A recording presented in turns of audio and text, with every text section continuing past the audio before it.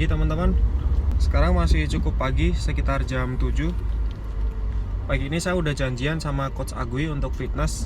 Ricky, say hello to Indonesian fans, please. Oh, sì.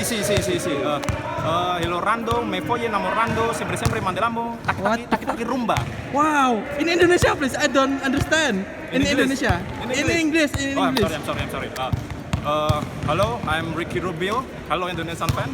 Let's come and join with SRJB, Sugar, Ragani, Okay. Jalan Basket. I see. Every Sunday and Wednesday, 7 and 4 p.m. Okay. And don't forget, follow their Instagram account at srjb_basketball. Okay. And subtitle their YouTube channel. Subscribe, Ricky. Oh, I'm sorry. I cannot say subscribe. Nah, that's it. Subscribe. No, subtitle. See you on board. Kita udah janjian jam 7. Pas sekarang jam 7 lebih 1 menit. Karena kita udah biasa janjian, ketika kita bilang jam 7 berarti jam 7 itu OTW dari rumah, bukan jam 7 sampai tujuan. Banyak banget pertanyaan dari teman-teman yang nanyain untuk persiapan solo hiking, apa aja yang perlu dipersiapkan. Kalau saya ada 3 aspek yang perlu disiapkan, itu fisik, mental, dan pengetahuan. Salah satunya untuk pagi ini saya akan bahas untuk fisik. Fisik itu selain cardio atau jogging, biasanya saya juga tambah untuk fitness. Fitness itu untuk latihan bahu, punggung, sama kaki. Karena 3 bagian itu penting banget kita gunakan untuk angkat beban yang berat, terutama untuk kalian yang pengen solo hiking. Jadi gimana nanti keseruan kita latihan fitness? Tonton terus video ini. Semoga bermanfaat dan bisa jadi referensi untuk teman-teman yang pengen solo hiking dan mempersiapkan fisik dengan fitness. Sampai ketemu di lokasi.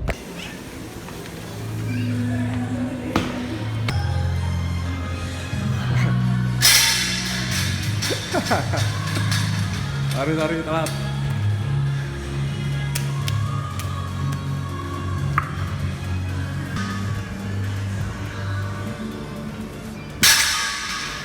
Assalamualaikum warahmatullahi wabarakatuh. Halo, selamat pagi teman-teman. Tadi udah fitness bareng Coach Agui. Instagramnya ada di bawah sini ya. Kalau ada yang mau follow kurang kerjaan bisa di follow nih akunnya di sini. Oke, jadi beliau ini adalah pelatih basket SMA saya sebenarnya. Dari SMA saya udah terjerumus pergaulan hingga akhirnya kenal beliau. Terus melatih SMA, kemudian saya kuliah, dia masih melatih SMA. Saya hampir lulus kuliah, dia masih bergelut dengan basket. Ada beberapa fakultas juga yang dilatih dia di Semarang. Terus kesibukannya akhir-akhir ini sih instruktur fitness. Lihat aja badannya kayak gitu tuh. Wow. Jadi latihan yang udah kita lakukan pagi ini tadi udah diracik exercise-nya apa aja yang perlu dilatih. Ada kaki, ada bahu, ada paha, pinggang. Langsung aja Coach, jelaskan Coach, tadi kita udah lakuin apa aja? Yang pertama itu yang saya kasihkan ke Diki adalah exercise buat punggung ya. Justru menurut saya sebelum kaki kita harus memperkuat punggung dulu karena itu fondasi untuk semuanya. Ada untuk jalan menanjak atau turun atau semua yang berhubungan sama beban berat, itu punggung sangat berpengaruh ya. Jadi exercise pertama exercise punggung, dan kita ambilnya deadlift, salah satu raja angkatan di fitness untuk otot besar yaitu otot punggung. Tadi saya kasih ke dia deadlift 3 set, 1 setnya 8 repetisi. Kenapa nggak begitu banyak? Karena ini targetnya untuk power. Jadi power di punggung biar bertambah agar dia nggak terlalu berat lah kalau membawa peti mati di belakang. Apa namanya? Carrier. Beras. Ya, itulah pokoknya ya.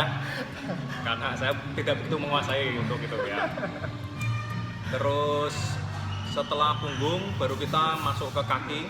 Ke kaki yang pertama nggak langsung soal power kaki, tapi soal kelincahan untuk kaki nanti untuk dia menanjak ya, biar istilahnya lebih fleksibel. Itu pertama saya kasih leg exercise. Leg exercise-nya berupa leg extension. itu lebih ke paha atas sama lutut. Itu Repetisinya? untuk repetisi ini lebih banyak karena bukan soal power ya, tapi ya benar. Jadi 4 set, tiap setnya 10 sampai 12 repetisi, agak panjang ya. Jadi beban kita turunkan, tapi repetisi sama set lebih banyak daripada yang deadlift tadi. Setelah masuk ke leg extension, lanjut tetap masih di kaki, itu kita squats itu balik lagi ke power ya, power lagi agar segala macam jenis tanjakan bisa dilewati dengan mudah ya. Squats kita pakai tetap 3 set 4 repetisi sampai 8 repetisi karena masuknya ke power, jadi beban kita tambah berat tapi repetisi sama set kita sedikitkan ya. Setelah squats kita masuk ke calf raise. Calf itu betis ya, nggak kalah pentingnya. Kalau tadi squats itu dapat semua paha dan semua kaki, calf itu betis itu nggak ketinggalan karena itu sering terjadi kram kalau ada jalan-jalan menanjak atau mungkin hampir tergelincir atau sebagainya, itu rawan untuk kram. Dan calf itu juga nanti juga kena di bagian ankle, sedikit sih memang kenanya, lebih banyak kena di betis, cuma ankle-nya juga terlatih dan lebih fleksibel.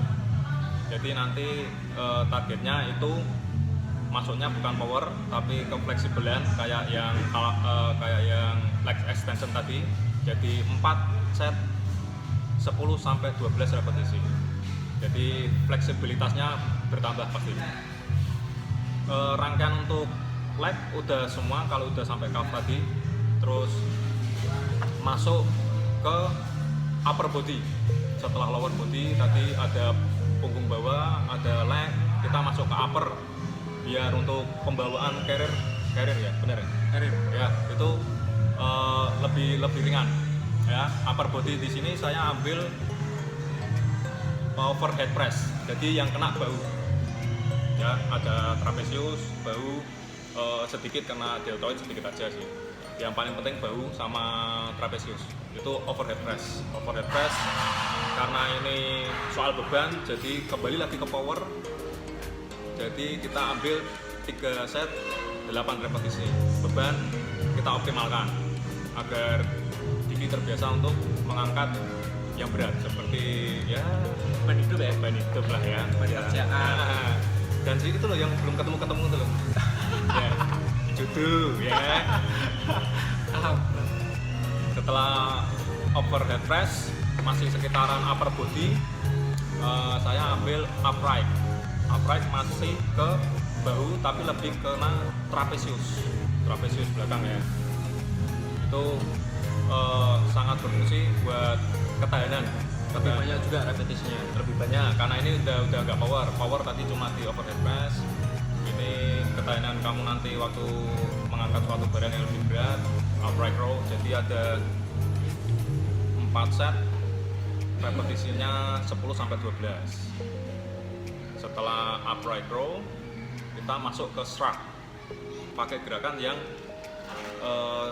kenanya atas ini, nggak kena deltoid. Ada beberapa gerakan shrug yang mungkin fokusnya ke deltoid, mungkin fokusnya ke yang lain, tapi ini lebih saya kasih untuk yang kena di bahu.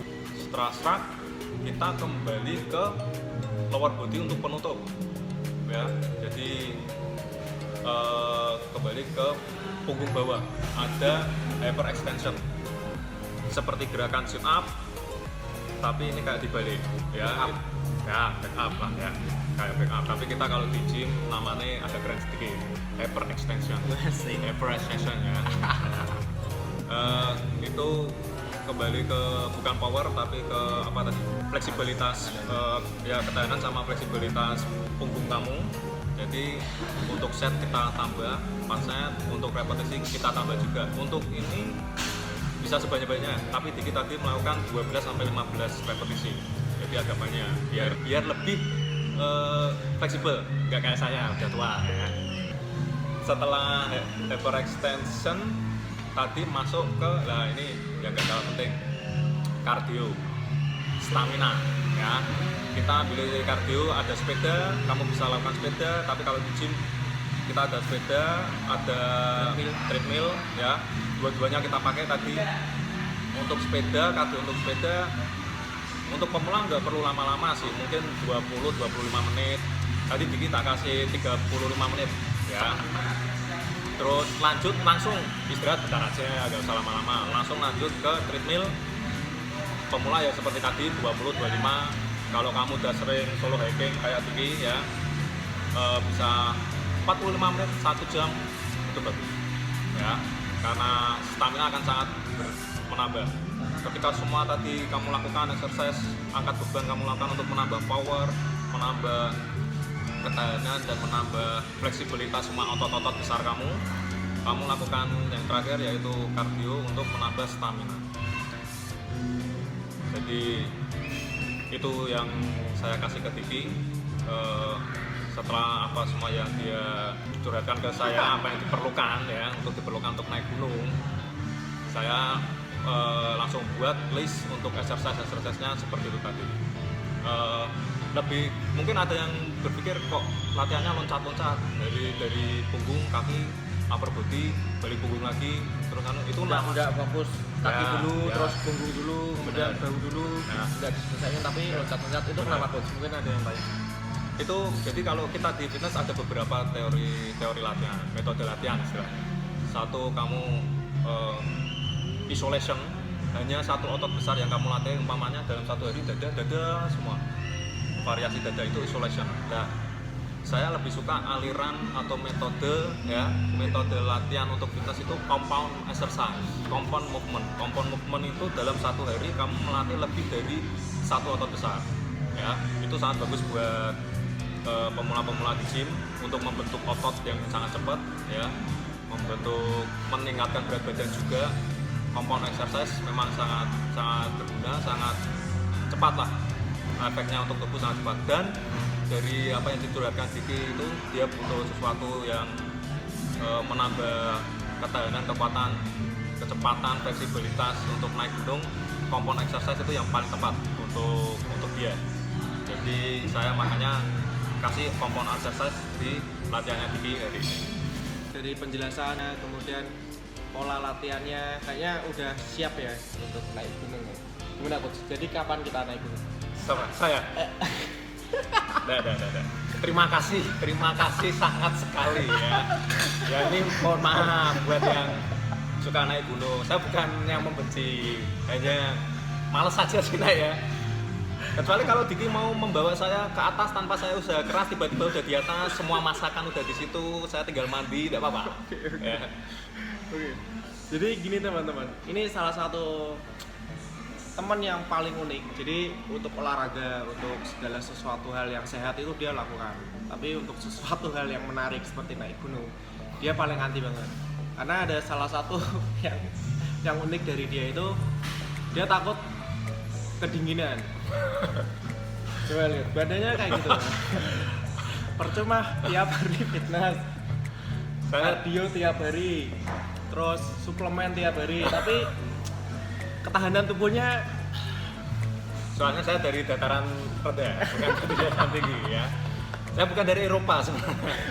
Memang berarti Afrika saya. lebih ke Aquaman ya berarti. Yaudah tuh. Saya Kapten Amerika. Kehidupan hari-harinya itu udah, lihat aja tadi tasnya itu Eiger teman-teman. Tasnya Eiger ya kan, kelihatan banget kalau petualangan sejati itu. Badannya kekar, tapi ya saya masih belum berhasil untuk ngajak dia ke gunung. Jadi kalau mau langsung ke Everest, mau nggak coach? Ya ada pengecualian sih mungkin ya. Jadi nggak usah nanggung-nanggung kalau ngajak saya ke gunung ya. Dengan kemampuan saya yang luar biasa ini, nggak perlu pemanasan ke Mawar dulu atau kemana, nggak perlu ya. Saya mau kalau langsung ke Everest ya, itu mau saya. Saya minimal ke Gunung Guaku. Kamu tahu Gunung Guaku? Di situ ada Gua Suilian ya. Itu saya mau menunggu aku. Kembali ke pertanyaan serius ya coach. Oke. Jadi mulai kapan sebenarnya tertarik atau suka nge-gym? Awalnya dari basket, badan mulai nggak fit, mulai nggak enak untuk gerak, terus akhirnya coba-coba ke gym untuk melatih semua otot yang berhubungan sama basket. Setidaknya 5 atau 6 tahun yang lalu sih, 5 tahun yang lalu. Tapi awal-awal nge-gym masih culun, belum tahu exercise apa yang harus dilakukan, metode apa yang harus dilakukan, semuanya saya angkat. Semuanya dia kan. Ya, tapi dengan beban yang ringan, karena nggak kuat. 5 atau 6 tahun yang lalu, benar itu. Terus kalau biasanya nge-gym itu kan banyak teknik yang digunain, banyak pengetahuan yang harus diketahui dengan baik. Jadi biasanya yang orang-orang salah dalam melakukan gym yang menyebabkan itu beresiko dalam gym itu biasanya apa coach? Knowledge sih, pengetahuan. Jadi kayak kasus saya dulu pertama, kebanyakan nggak ada orang-orang newbie itu kurang ada yang mengarahkan sebenarnya.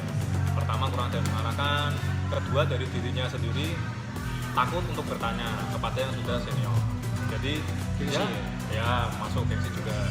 Jadi cuma lihat barbel itu diangkatnya gini, akhirnya dia cuma coba-coba, padahal itu tekniknya salah dan bisa cenderung cedera. Jadi kesalahan-kesalahan yang mereka buat karena orang itu nggak mau belajar sebenarnya. Kalau dia mau belajar banyak sih kan ya, kamu buka YouTube, atau kalau nggak punya kuota ya udah tanya aja yang di gym, kelihatan tuh badannya gede-gede bagus, tanya aja, permisi mas, latihan ini gimana, latihannya gimana, seperti itu. Kalau saya dulu malah mereka yang mendatangi saya, mas ini yang benar gini, yang benar gini. Saya sangat apresiasi dengan orang-orang yang seperti itu di gym, mau menolong yang istilahnya newbie ya, sangat membantu ya. Jadi kesalahan-kesalahan itu akhirnya tertutup dengan memang mereka yang profesional gitu, untuk mengajari. Jadi secara nggak langsung dari ada orang yang tanya, secara nggak langsung kita pun juga menambah pengetahuan kita untuk bisa menolong orang lain juga. Benar, itu benar banget. Tapi kadang memang ada yang gimana ya, dia udah lama nge-gym, udah tahu juga ilmu, udah tahu juga istilahnya teknik yang benar, apa yang benar. Cuma kadang kesalahan-kesalahan mereka ada beberapa yang melakukan seperti ini. Contoh ya, ini sebenarnya nggak perlu, jadi istirahat terlalu lama. Waktu dia habis ngangkat satu exercise kan exercise lain, jedanya terlalu lama. Ngecek HP, ngecek Instagram, ngecek read on read. Nah, story yang paling kiri itu gimana bisa move on, dia selalu ngecek di story ya. Tapi saya malah lebih hormat kepada orang yang di gym itu pakai headset. Justru dia itu tandanya dia konsen untuk latihannya ya, nggak mau keganggu samping-sampingnya, nggak pernah mainan HP, dia pakai headset, dengerin musik, ngangkat terus ya, itu malah bagus. Padahal video callan Ya, sama ibunya ya. Jadi kesalahan pertama kayak tadi, terlalu lama untuk istirahat. Ini ke konteksnya sama orang yang udah lama nge-gym tapi sering melakukan kesalahan ya. Jadi terlalu lama istirahat. Kedua mungkin pemanasan kurang ya, keburu-buru datang langsung angkat, pengennya langsung angkat, langsung cepet-cepet angkat. Itu menurut saya sangat berbahaya juga. Terus ketiga kayak gerakan repetisi dan lain sebagainya, full range of motion itu nggak dimainkan dengan benar, jadi gerakan semua dilakukan dengan cepat. Gerakan gym itu sebenarnya positif negatif ya. Positif kita lakukan dengan cepat tidak apa-apa, negatif kita lakukan pelan-pelan, buang nafas, tarik nafas kita lakukan dengan benar. Itu yang anak-anak gym yang walaupun dia udah lama tapi sering lupa, sering melakukan kesalahan di situ. Full range of motion semuanya itu mereka tidak begitu menguasai dengan benar. Jadi perlu kesabaran. Kembali lagi ke knowledge itu tadi, belajar gak ada henti-hentinya ya. Jadi saya 6 tahun itu sekitar 2-3 tahun asal-asalan ngangkat. Tahun keempat baru tahu metode yang benar itu seperti apa. kelima, keenam, akhirnya memutuskan metode apa yang harus saya pakai. Kadang di gym-gym yang tidak mumpuni, bahkan ada yang pakai cor-coran semen, ya, cor-coran semen. Itu nggak tahu beratnya sama apa nggak tahu saya, ya. Tapi memang saya rekomendasikan di tempat ini memang bagus sih, alatnya bagus, bersih juga dan sebagainya. Satu lagi yaitu istilahnya tuh di gym ego lifting. Ego lifting itu langsung saya kasih contoh aja umpamanya. Saya bisa bench press 40 kilo. Dan Diki itu nggak terima. Diki nggak terima setelah saya ngangkat dia pasang 50 kilo. Ya, terus saya bisa 55 kilo. Diki masih wah nggak terima lagi. 60 kilo, ya itu ego lifting. Ketika dia ngangkat begitu banyak beban, tapi mengesampingkan teknik, mengesampingkan gerakan yang betul, itu berbahaya. Jadi ya, tolong hindari ego lifting, angkat beban sesuai kapasitasmu, powermu, dibenarkan dulu untuk tekniknya. Yang paling penting teknik. Ketika teknik benar, nanti beban mengikuti. Jadi cukup sekian teman-teman video dari kita tadi. Semoga exercise yang tadi kita praktekkan, kita share ke teman-teman bisa bermanfaat buat teman-teman yang ingin mempersiapkan diri mendaki gunung dengan melakukan beberapa persiapan fisik. Fisik itu penting banget teman-teman, selain mental dan pengalaman atau pengetahuan. Jadi dipastikan ketika fisik kalian udah siap, tidak ada kram atau pegel-pegel setelah pendakian. Jadi semoga bermanfaat buat teman-teman dan bisa digunakan sebagai referensi. Jadi coach, untuk ajakan terakhir, serius nih, nggak pengen naik gunung? Belum, tidak kalau bukan Everest atau Gunung Guaku, Gua Swilia. Oke lah. Oke teman-teman, terima kasih yang udah menonton. Jangan lupa like dan subscribe-nya. Kalau ada yang mau ditanyain, tolong di komen di bawah sini ya. Oke, untuk coach ada sedikit merchandise coach dari saya yang saya buat barusan. Tolong diterima dengan baik coach. Oke, thank you coach udah berbagi.